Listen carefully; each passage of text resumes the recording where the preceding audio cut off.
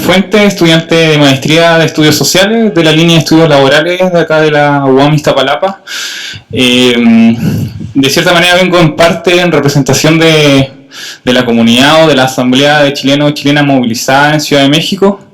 Son los que están ahí, hemos movilizado, no sé si han visto las noticias, diarios y periódicos, que ese ha sido como nuestro objetivo acá, de visibilizar, de cierta manera de protestar también y condenar los hechos de violencia e intentar buscar y conversar, reflexionar y buscar algún tipo de salida o solución del actual conflicto social que se está viviendo en Chile.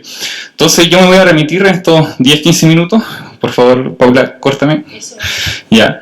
Voy a traer a colación algunos antecedentes del proceso de estallido social, entre comillas, que comenzó el 14 de octubre, el lunes pasado ya, en Santiago de Chile, y contextualizar algunos antecedentes sobre la dictadura militar, sobre otros antecedentes de movilización y conflicto social, sobre todo desde lo que va el siglo XXI, y vincularlo con ciertas demandas que están saliendo de manera, entre comillas, que podríamos eso también discutir, en qué grado está desorganizado el movimiento o la protesta social en Chile. Entonces, Gonzalo, por favor. Bueno, eso es Chile, para los que no nos conozcan, estrecho y largo al sur de Sudamérica. Yo vengo de esa región, la 9ª región al sur de Chile, de la región de la Araucanía. No sé si ubican también el conflicto chileno-mapuche. Bueno, centralmente se da en esta zona del país, en el sur. Así que eso como modo de contextualización. El sumario que les quiero presentar dice relación con, primero, el alza en el boleto del metro, que fue como lo que se difundió, principalmente los antecedentes de la movilización, la clase política desprestigiada, los pilares y continuidades de la dictadura y el estado de emergencia y derechos humanos, que un hecho, o son hechos muy graves que están pasando ahora mismo en Chile. Sobre la alza del precio en el boleto de metro, cabe recalcar de que Santiago de Chile es la única ciudad del país que cuenta con el servicio de metro.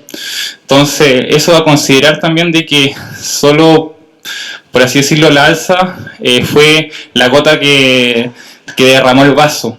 Fue un aumento que se podría decir, o se podría considerar algo marginal, de solo un 3%. Alrededor de que costaba, o quedó costando, o con la alza quedó algo como 27 pesos mexicanos el viaje en metro. Pero este 3% se debe contextualizar como la 20ª alza en el precio del metro en 9 años. Es decir, a los santiaguinos o a los usuarios de la red de movilidad de metro le habían subido el precio en promedio 2 veces por año. Eso a tener en consideración. El viernes 18 de octubre comienza las protestas en la mayoría de las capitales regionales, es decir, ya no es solo el metro, o sea, se empezaron a cobrar facturas, se empezaron a cobrar deudas, se empezaron a cobrar demandas en otras ciudades que no tenían el metro y que dicen relación con algunos antecedentes que a continuación voy a mostrar. Y bueno, en lo más álgido terminaron 16 ciudades grandes, entre comillas, con toque de queda, donde se restringían los derechos o libertades ciudadanas como de movilidad en la ciudad y de la libertad de reunión. Eso como para entender qué es un toque de queda. Antecedentes de la movilización en Chile. Atrás se ve la foto, una de las postales de la movilización de 2011 del movimiento estudiantil, que yo creo que es como lo más famoso a nivel internacional.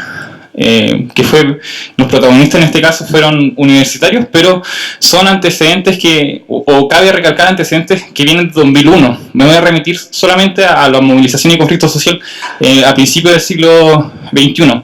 Se le llamó el mochilazo. Este mochilazo fue protagonizado por estudiantes secundarios, es decir, lo que podríamos entender acá como preparatoria. Jóvenes, hombres y mujeres jóvenes, entre 13 y 17 o 18 años, que se movilizaron, que protestaron en relación a la tarifa del transporte general, lo que decantó en una tarifa diferenciada, una especie de tarjeta de estudiante, se llama Tarjeta Nacional Estudiantil, TNE, que te aplican descuento en el transporte público. Entonces tenemos en la actualidad tenemos una tarifa preferencial. En 2016, el movimiento de los pingüinos, otra vez protagonista, estudiantes secundarios de preparatoria. En este caso se estaban cuestionando cuestiones legales o leyes sobre la educación que decantó en la Ley General de Educación.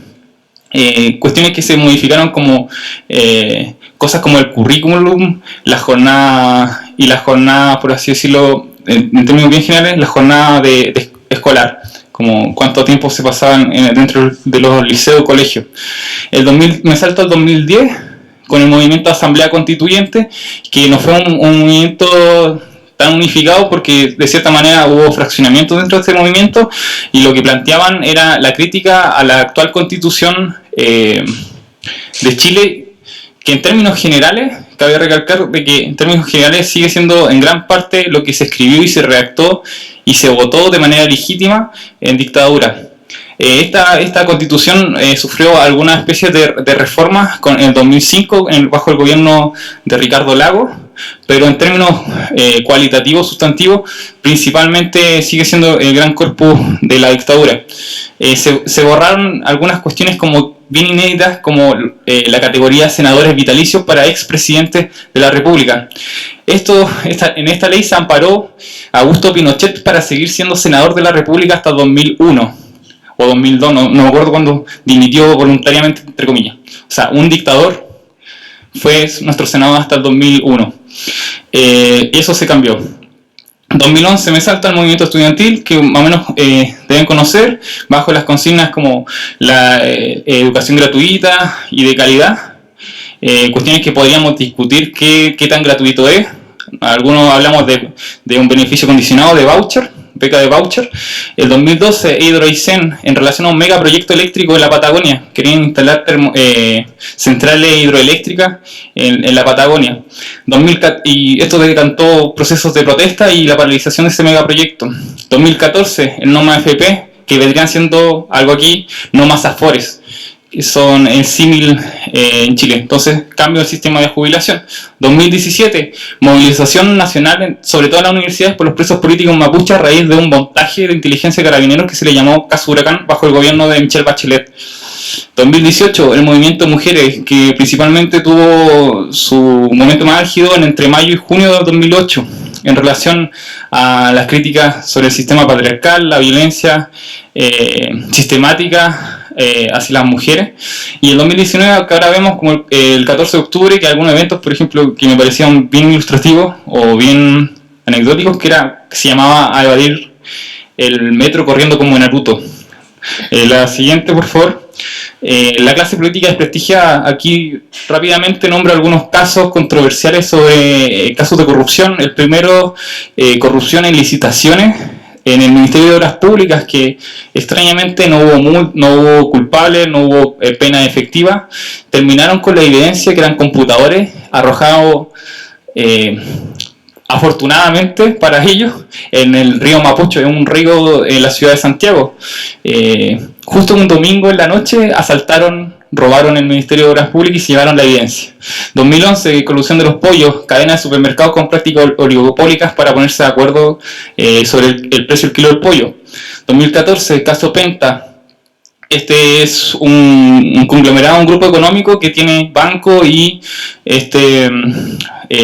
venta de seguros, etcétera, que se ocupaban boletas de honorario ideológicamente falsas para defraudar al fisco y financiar campañas políticas de, entre comillas, de izquierda hacia derecha. Es decir, se financiaron con estas platas las mismas campañas de Bachelet, también como campañas de políticos de derecha. Milico Gate se llamó corrupción, fraude al fisco, tráfico de armas, tráfico de influencia, etcétera, etcétera, dentro de las Fuerzas Armadas, aún sin pena efectiva. 2017, colusión del Confort. Confort es una marca de papel higiénico en Chile. Prácticas oligopólicas de nuevo en el mercado del papel higiénico por las papeleras, sin pena efectiva, y los condenados terminaron en clases de ética. Y devolviéndonos 3.000. Sí. Y devolviéndonos a nosotros 100 pesos mexicanos, como cada uno de los chilenos, a través de una especie de una cuenta de tarjeta de débito. Bueno, se nos devolvió 100 pesos mexicanos como indemnización. Y para ello clases de ética. 2019, algo bien bullado, un viaje a China presidencial donde el presidente justificó que fuera acompañado por su hijo para pasar tiempo familiar. Cabe recalcar que los hijos ya tienen como 40 años, son profesionales, empresarios, y justamente antes de este viaje estaban consiguiéndose las licitaciones y adjudicándose las licitaciones de distintos servicios públicos y ministerios sobre telecomunicaciones. En este viaje estuvieron presentes en las reuniones sobre negocios con empresarios de telecomunicaciones chinas. Por favor. Algunos pilares y continuidad de la dictadura, que quiero como... lo traigo a colación. Plan laboral, que sería la ley del trabajo, principalmente ligada a 4 pilares de este plan laboral.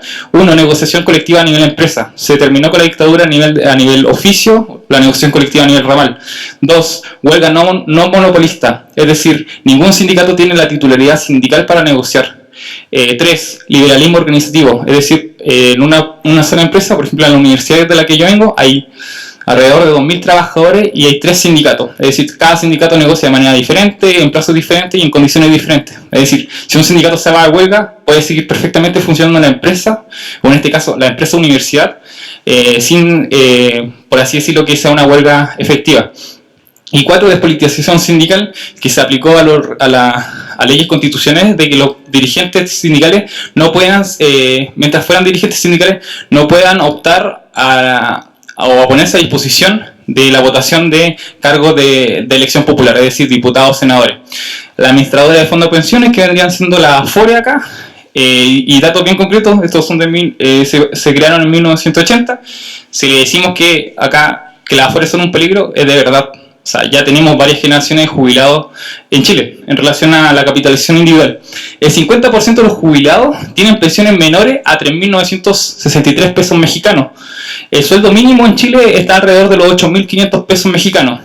Pero bueno, acá hay campañas también de que ahorra pesito por pesito o algo así, con música, que no hay que dejar de ahorrar porque eso se va a replicar. El 50% de los jubilados que cotizaron entre 30 y 35 años efectivos en su vida laboral ni siquiera alcanza el sueldo mínimo en Chile.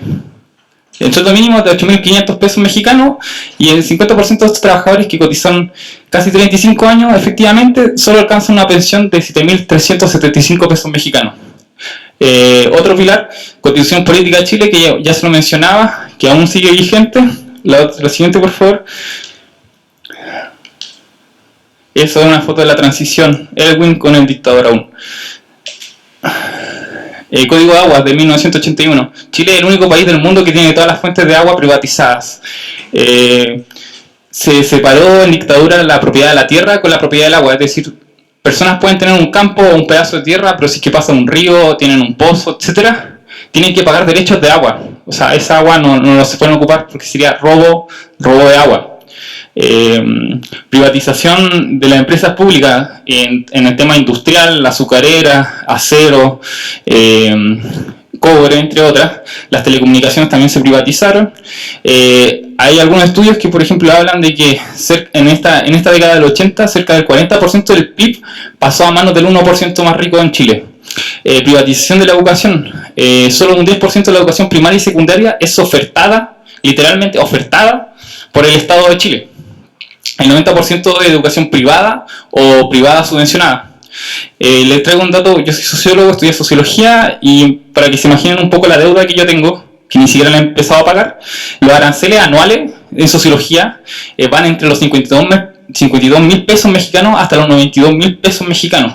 Solo 3 o 4 universidades en Chile de las 17 ofrecen sociología, son privadas. Entonces estos precios también están aplicados a las, entre comillas, instituciones públicas. Esto entonces podemos multiplicarlo por 5 y agregarle una tasa de interés, por lo menos en mi caso, de un 2% a 15 años. Se podrían dar cuenta de cuánto cuesta estudiar una licenciatura de las más baratas en Chile. Estudiar medicina o ingeniería debe costar unos 2 o 3 veces más caro, ya que los precios de los aranceles en Chile se fijan en relación a la oferta de mercado. Por eso hablamos de que... Sí, gracias. Mar, por favor. Algunas demandas hasta el momento. Renuncia a Piñera. Ahora se está preparando una acusación constitucional. Renuncia a Chadwick, que ayer lo sacaron, que era el Ministerio de Interior y de Seguridad Pública, encargado de Relación Pública. El nuevo pacto social, una nueva constitución, no estamos en guerra, la desmilitarización que ya pasó, sacaron los milicos, pero siguen sacaron a los militares, pero sigue la represión. Nacionalización de los recursos naturales, cobre, litio, agua, glaciares. Hasta los glaciares eran vendidos, para que se den cuenta. Numa FP, fin a la capitalización individual, educación gratuita y calidad, como hasta el momento demanda más o menos suelta. La próxima, por favor. Bueno, esto, como pasemos a la siguiente nomás, como estas son algunas aspirinas que dio el otro día Piñera, que yo creo que después se puede ahondar en la conversación, la siguiente, y que me parece muy importante el estado actual sobre el estado de emergencia y los derechos humanos. Estos son datos de hasta ayer a las 9:30 de la noche. Personas detenidas, van 3.535 personas detenidas en poco más de una semana. Comparándolo, por ejemplo, con las protestas de Hong Kong, que ya llevan 2 meses en Hong Kong, han arrastrado a 1.200 personas. En Chile ya llevamos 3.000. Y un dato importante, personas con heridas oculares, es decir, que han perdido un ojo, lo han dejado ciego ya por los disparos de balines, ya van en 127. Hay muchas demandas ya o amparos judiciales en relación a la violación de derechos humanos, hay denuncias de violencia sexual, hay denuncias de tortura y de disparos con armas de fuego. Entonces, de manera sintética, les traté de contextualizar un poco de lo que está pasando en Chile. Gracias.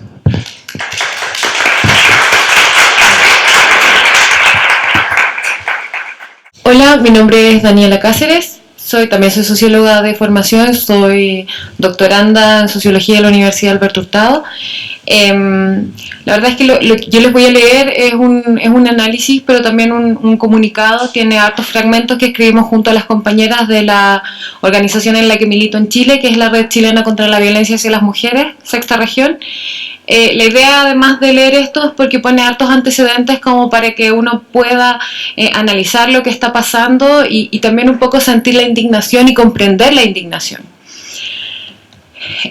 Bueno, el nombre es No estamos en guerra, ustedes nos vienen violentando, reflexiones desde el activismo feminista y nuestra apuesta por lo común. La noche del viernes 18 de octubre, en la antesala de la situación actual, se podía vivir el caos vial en Santiago. Es cierto, una oleada de violencia estaba comenzando, cuyo preámbulo fueron las imágenes viralizadas de nuestros estudiantes y nuestras estudiantes golpeadas. No obstante, esa noche en particular, se pudo observar pocas situaciones de violencia como las que se han visto a través del lente de los medios en los días siguientes. Entendemos que la violencia opera de forma dinámica y puede progresivamente incrementarse. En palabras simples, no solo fue la violencia física ejercida sobre las y los estudiantes esos días, sino que el marco social previo ya nos golpeaba en la cara. Cerca de 30 años de sordera, ceguera y poca voluntad política, precedidos de una serie de humillaciones y menosprecio. La ministra de Educación nos trató de patipelados. El ministro de Salud señaló que a la población le gusta hacer vida social en los consultorios, justificando a través del sarcasmo las largas filas de madrugada para acceder a la atención de salud primaria. Y ya en las últimas semanas, aconsejándonos salir de casa 2 horas antes y llegar 2 horas después para que nos salga más barato el transporte público, a lo que se refería el compañero con el alza del metro. Se obviaron paros de profesores, demandas de estudiantes, de pobladores y pobladoras, ambientales, territoriales y feministas, de manera tal que era poco probable que frente a este continuo de violencia no se respondiera con desobediencia civil. Si bien varias y varios podemos leerlo de esta manera, el gobierno no lo ha entendido así. Acusaron logística de organización criminal, en momentos en que no se podía identificar organización coordinada y donde lo que menos hay son criminales. Desde una observación militante señalamos, son vecinas y vecinos, trabajadores, dueñas de casa, estudiantes, jóvenes y artistas quienes desde una intensa rabia han respondido a una profunda crisis. Las noticias que nos llegan a través de medios oficiales vienen en este orden del encuadre del fenómeno. Protesta violenta, vandalismo, restauración del orden, estado de emergencia, toque de queda, protesta social que incrementa su violencia, saqueos, desabastecimiento, intentos de restauración del orden y militarización de las calles. Hoy día Dios también ha entrado en ese juego discursivo, que Dios nos ayude. En cuanto a la comunidad, Vecinos y vecinas indignadas porque han destruido sus medios de transporte, porque han saqueado los supermercados, algunos negocios locales, porque han quemado lugares donde trabaja gran parte de la población local. Sin embargo, más allá del cerco comunicacional, a través de redes sociales, nuestros contactos de compañeras y compañeras involucrados en las luchas sociales por una sociedad más justa, no desde la semana pasada, sino desde hace años, nos muestran la represión extrema. Compañeras y compañeros detenidos, desaparecidos, violentados sexualmente, niños golpeados, niñas baleadas, asesinatos en manos de fuerzas policiales. Pero también, en clave de esperanza, vemos a compañeros y compañeras desplegando cadenas de solidaridad, vecinos y vecinas reencontrándose, quienes después de llevar tiempo habitando un mismo lugar y apenas hablándose, hoy comparten el ruido del cacerolazo, conversan y comparten su indignación, lo enmarcan como una injusticia social, le otorgan un sentido colectivo y se dan cuenta que no es un problema de ellos, no es un problema de su familia, es estructural. Así como para nosotras, las feministas, es tan relevante que lo personal es político, hoy ese mensaje tiene un sentido amplio y apostamos por que se haga expansivo. Vemos aparecer el horizonte de lo común, ese del que la Federici nos habló. El horizonte de lo común con todas, todos y todes siendo parte de este, doblegando el destino que su despojo nos quiso imponer a través de la Constitución, que dicho sea de paso nos dejó el dictador, y que venía funcionando con éxito. Este cambio de timón ha sido sorpresivo y sorprendente, no porque no hubiese malestar, ni demandas, ni respuestas que dar a tanta imposición, sino que porque la gota que rebasó este vaso, nuestro vaso, pudo haber sido controlada, mediada, tuvieron días para hacerlo, y no lo hicieron. Frente a la indignación social no hubo respuesta política, hubo represión. Las organizaciones, a través de medios alternativos, reclaman asamblea constituyente. Y esas personas que nunca se lo plantearon, al menos ahora sí les hace sentido. Toman sentido las demandas levantadas y trabajadas desde hace años por grupos minoritarios y organizados en el país. No más AFP, rebajas de tarifas de transporte, aumento de sueldo mínimo, disminución de horas de trabajo, estatización de empresas, fin al lucro en la salud, en la educación, etc. Se buscan demandas y petitorios como necesidad ante la contingencia. Al parecer, nuestras demandas no estaban fuera del orden de la realidad ni del sentir de la ciudadanía que hoy, ante tanta injusticia, ha juntado rabia, ha disipado frustraciones, ha salido del closet del miedo y está en las calles, en las universidades, lugares de trabajo y poblaciones enfrentando de manera colectiva y en desobediencia civil la violencia estatal. Si bien hay una serie de hechos relacionados con el fenómeno de la violencia que no podemos justificar ni romantizar, en parte porque como mujeres sabemos que la violencia no es meramente situacional, sino más bien estructural, no hay que mirarlo tan a la ligera, aunque estos, por supuesto, afectan a las y los de siempre, las y los más precarizados. Hay delincuencia, y esto viene, el análisis se pone por lo que muestran los medios oficiales, los medios de comunicación oficiales, que han tratado de enmarcarlo principalmente a través de la delincuencia. ¿Hay delincuencia? Sí, efectivamente hay. ¿Ha habido robos en almacenes? Sí, efectivamente ha habido. ¿Se han destruido cosas del uso público? Sí, se ha hecho. Pero frente a ello, dos cosas en dos niveles de análisis diferentes. La primera, los niveles de delincuencia, la pasta base en las poblaciones, ¿no tienen acaso que ver con el neoliberalismo que nos impusieron? Con el escaso acceso a la educación, con los bolsones de miseria, con el escaso acceso a la salud, con la precarización del trabajo, con la naturalización de la violencia, las miserables pensiones, etc. Y estamos hablando de la delincuencia del pobre, porque como contaba también el compañero, a los ricos que ejercen un delito pero de cuello y corbata, a ellos no se les juzga, justamente se les envía a hacer clases de ética.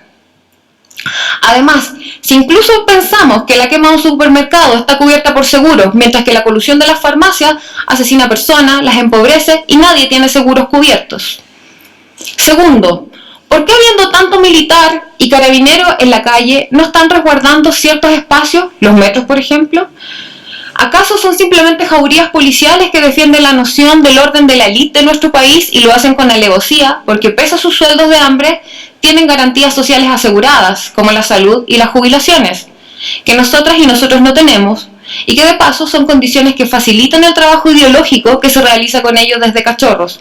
También, como decía el compañero, los militares tienen pensiones aseguradas, tienen un sistema de seguridad social que nosotros no tenemos y que se nos despoja con este lenguaje en el cual no están incluidos los derechos sociales y que se instaura con el régimen neoliberal y que privatiza efectivamente todo aquello que puede ser observado desde la óptica de los derechos sociales. El gobierno no ha ofrecido ningún diálogo político, ha sido un inepto, mientras que el pueblo se organiza, se articula, se representan en ciertos liderazgos y exigen desde la renuncia de Piñera hasta la Asamblea Constituyente. Las organizaciones sociales están levantando propuestas de cómo volver a parar nuestra sociedad, aunque estamos más de pie que en mucho tiempo. Parece ser un momento bello dentro del caos, y aunque tenemos miedo, sobre todo quienes vivieron la dictadura militar, porque ahí el miedo está muy presente, es de las pocas veces que pareciera que se abren caminos alternativos para construir una sociedad más justa. Caminos que nos ponen contentas, pero también nos preocupan. ¿Estamos preparados para que esta acumulación de fuerzas sociales tenga un objetivo claro? ¿Tenemos articulación y coordinación frente a lo que está sucediendo? La rabia y explosión social tienen sus ventajas, pero también desventajas. Desventajas que al no ser contenidas por movimientos sociales fuertes, claros, coordinados y organizados, pueden llevarnos más a perder que a ganar. Esperamos profundamente que, así como se dice en el fútbol, no seamos los que jugaron bien y perdieron. Para finalizar, esto no es una guerra civil, como en algún momento Piñera quiso enmarcar esta situación. Ha habido violencia bidireccional, sí, pero absolutamente desproporcional. Y la gente de a pie no se está enfrentando contra la población organizada. En realidad, es un gobierno autoritario que ha militarizado a la población en una reacción intolerante a la protesta social. El mismo que dijo, los niños primero, partió mostrando su intolerancia con aula segura, hasta llegar a balear niños y niñas en los primeros llamados a la evasión y violentarlos en las poblaciones. Bueno, eso no es una guerra civil. No obstante, cristalizar esa semántica y utilizar ese sentido es lo que permite justificar la represión. Y peor aún, y esto nos causa bastante miedo y sospecha, lo que la extrema derecha, la derecha fascista, sin tapujos, la del candidato prepresidencial, José Antonio Kast, por ejemplo, que pedía desde un principio a los militares en las calles, utilizará después que esto acabe. Ahora no aparece porque hay indignación, pero aparecerá en la medida que el pueblo esté contra el pueblo y que la guerra civil haga más sentido. Esperamos que no, pero es parte de nuestro diagnóstico y creemos que tenemos que estar muy alertas para dar esa disputa. Además, y para finalizar, como feminista quisiera poner énfasis en algunos puntos. Cuando terminó la dictadura, en el tránsito a la democracia, los militares realizaron un pacto de silencio. No hubo justicia en términos de toda la tortura y los asesinatos que existieron y quiénes eran los responsables. Es por eso que el concepto de impunidad está muy presente en nuestra democracia. Una impunidad de la cual tiene responsabilidad el Estado, porque en el fondo el Estado lo que hace es generar una señal de que se pueden generar cosas, pueden pasar cosas y pueden seguir pasando y el Estado no se va a hacer responsable. Hoy día existe una sensación frente al concepto de impunidad diferente, porque ya se vivió, de manera tal que cuando intentan normalizar la situación, las personas traen a su discurso, traen a la cotidianidad y decir, no, esta situación no puede ocurrir de nuevo, no podemos restabilizar el orden y volver a la normalidad como si nada pasa, y como tratan de enfocarlo en los medios oficiales, luego de que hayan violaciones, vejaciones sexuales, desaparecidos, asesinados. Hoy la impunidad es una potencia política, hay una población que está apelando por la justicia. Y las respuestas políticas frente a esto han sido complejas. Una, porque parece no existir entendimiento de las demandas ciudadanas. Hay una encuesta que se realizó para competirle a la CADEM, que es una encuesta oficial, y se muestra que en realidad las demandas tienen que ver con la AFP, con los sueldos mínimos, cosas que no han sido mayormente tocadas por las respuestas que ha entregado el gobierno, y por otra parte también pareciera no existir como oídos frente a este tema que se relaciona con la impunidad, y ahí lo hablo como feminista. En el caso de las mujeres, el ministro Pla ha mantenido sistemáticamente un discurso respecto a que no han existido violaciones hacia mujeres, no ha existido tortura sexual hacia las mujeres y homosexuales, y de hecho, cuando se nombra el nuevo gabinete, a la ministra Pla se le mantiene. O sea, de manera tal que lo que vemos es una sordera y una ceguera que, claro, puede ser una estrategia ideológica por parte del gobierno, pero también es con un análisis que no da más allá y que también tiene que ver con el cuánto vamos a ceder. Vamos a ceder un poquito, pero no vamos a ceder tanto. Eso. Muchas gracias. El por qué ahora, bueno, ya fue muy bien expuesto al principio. El peso de la dictadura se vivió de dos formas en Chile, ¿no? Por un lado, el peso vía miedo, el peso físico, el peso del cuerpo, por la brutalidad que implica la fuerza de la dictadura, pero también se vio como un modo de vida, ¿no? Ese modo de vida es un modo de vida neoliberal. Y acá fue planteado de manera muy clara, es decir, un estudiante de mi país, de una universidad estatal, en una carrera de humanidades o ciencias sociales, es decir, carreras que no son, o artísticas, carreras que no son bien vistas por la sociedad, ¿sí? Paga del orden de $5.000 o algo más, ¿no? Una carrera de ingeniería, medicina, derecho puede llegar al orden de $10.000, cerca de $10.000 o un poco más también. Eso hablando de las universidades estatales, públicas, ¿no? Entonces, si ese es el costo de la universidad, nadie puede acceder a ella desde las clases medias y clases bajas, por lo tanto tienen que acceder a ella mediante un crédito, ¿no? Ese crédito es dado desde el 2006 en adelante, dado por la banca. Es decir, a mí, claro, el Estado me da eso, la banca me da ese crédito con el aval del Estado, pero yo estoy estudiando gracias a que me endeudo, ¿no?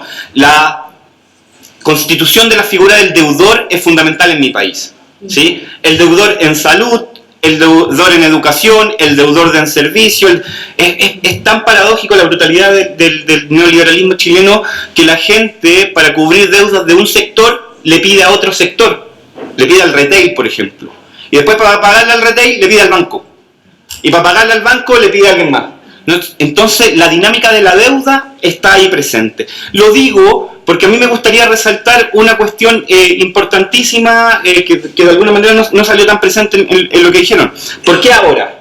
¿Sí? Porque de alguna manera estábamos naturalizados con esto, este modo de vida neoliberal. Y el alza de pasaje ocurrió una semana previo a los disturbios, ¿sí? Entonces, ¿por qué ahora?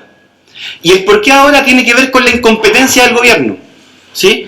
Una variable muy importante para entender por qué estalló la cuestión tiene que ver con la incompetencia del actual gobierno de Chile, ¿no? de Sebastián Piñera, la derecha.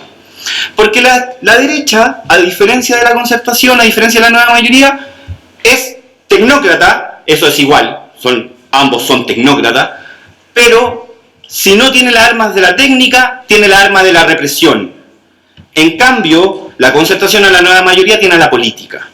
¿Qué hizo la derecha? Sacó a la política del juego e invitó a las fuerzas militares, a las fuerzas policiales a reprimir, ¿sí?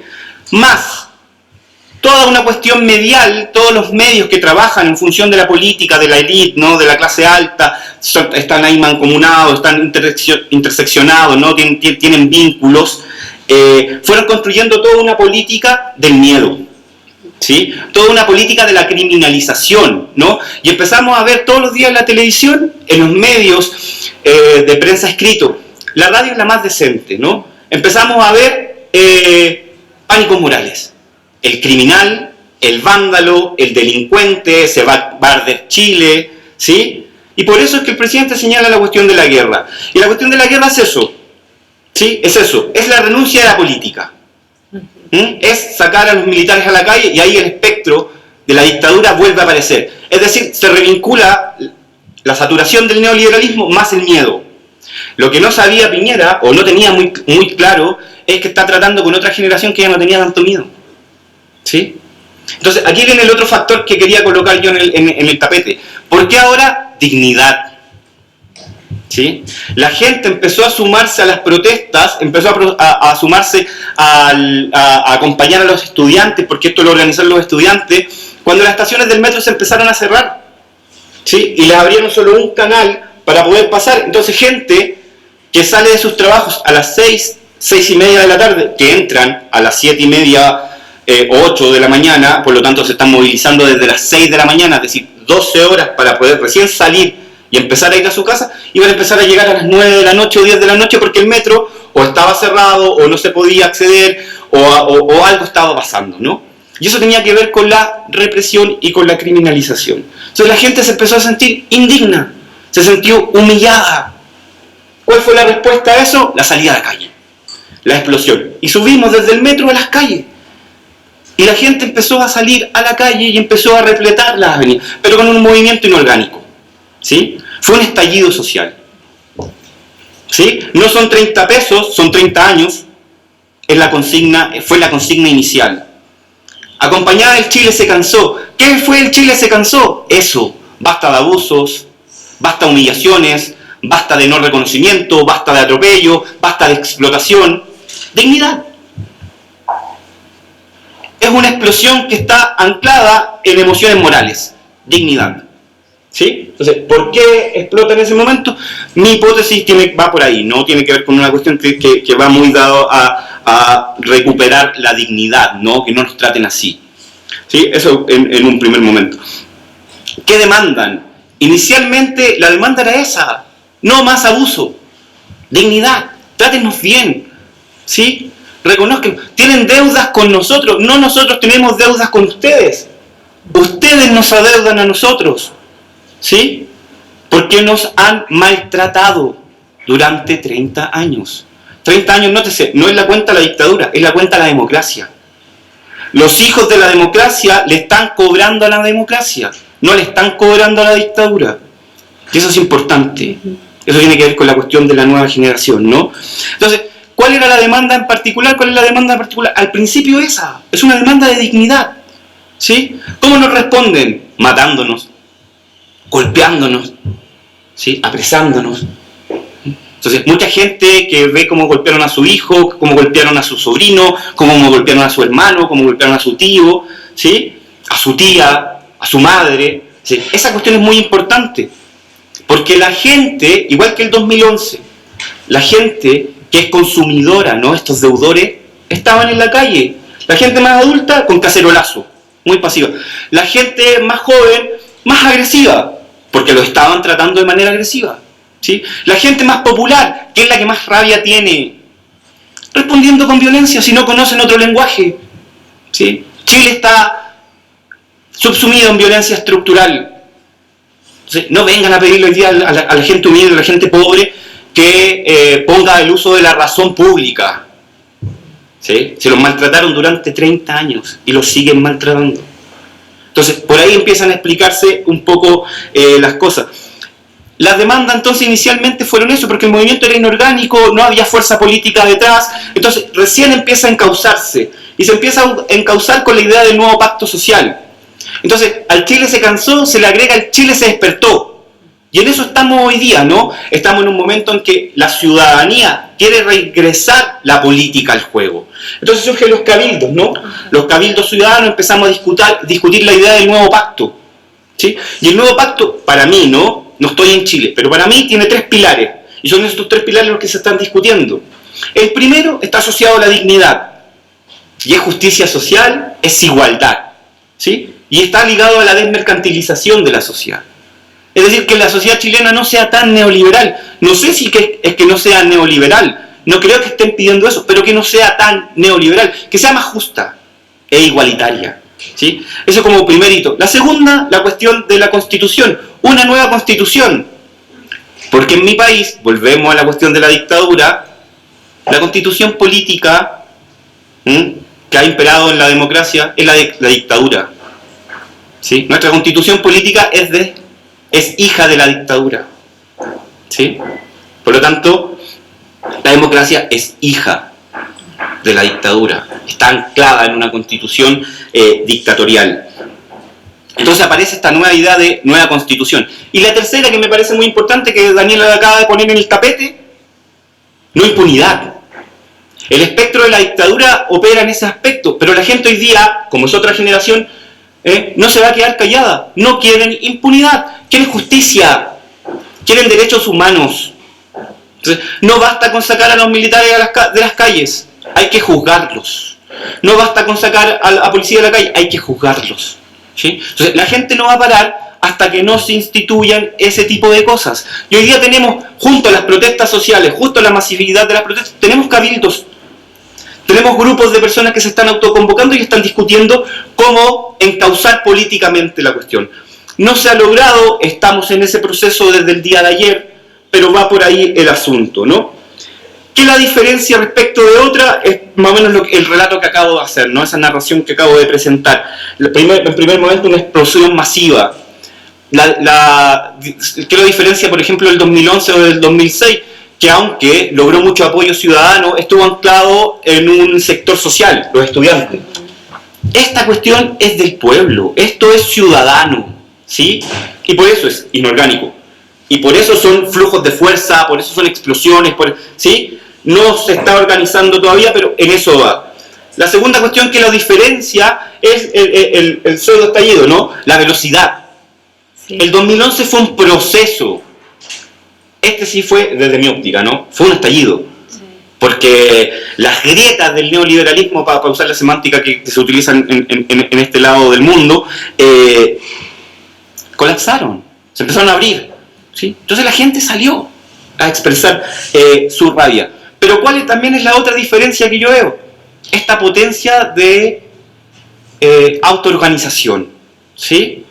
No es un rechazo completo a la política, ¿sí? No es un rechazo completo a la política, pero sí es mucha desconfianza, ¿sí? Esta vez es con nosotros.